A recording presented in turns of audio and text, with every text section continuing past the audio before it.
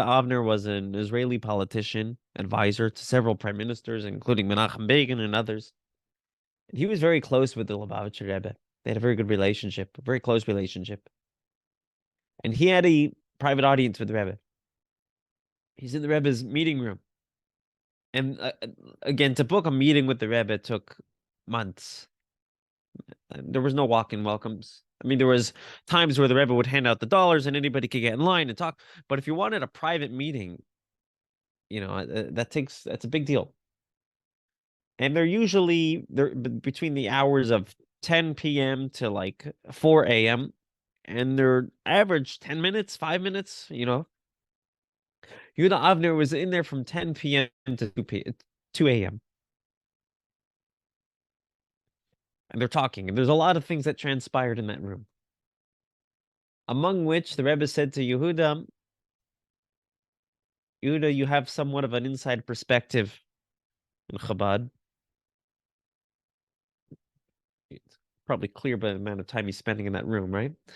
Not everybody had that privilege. You have some sort of inside perspective in Chabad. Why, and I'm paraphrasing, but why are you being an observer? You got to come in a little bit. Become part of it. Become part of the inspiration.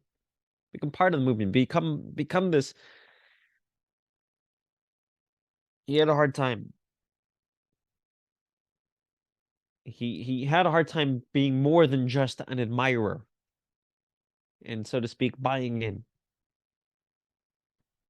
And one of his philosophical challenges was the role of a Rebbe. What is the role? And the Rebbe told him, you have a wax with a wick in it. Right? You open up the cupboard, you see a wax with a wick. What is it? He says, a candle? No, it's just a lump of wax. You know why it's just a lump of wax and it's not a candle? Because it's not ignited. If it's not ignited, it's not fulfilling its purpose. We can't truly say it's a candle. We can't genuinely say it's a candle. We could call it a candle, but that's not what it is. It's just a lump. So he says, you have a body, right? You have the lump of wax, you have the wick, but where's the fire? We can't genuinely call ourselves a human being if we're not on fire, if we're not connecting to our soul, connecting to our purpose, to our meaning in life, the reason for which we were created. That's the role of a Rebbe. Become lumps, going from lumps to people, from lumps to candles.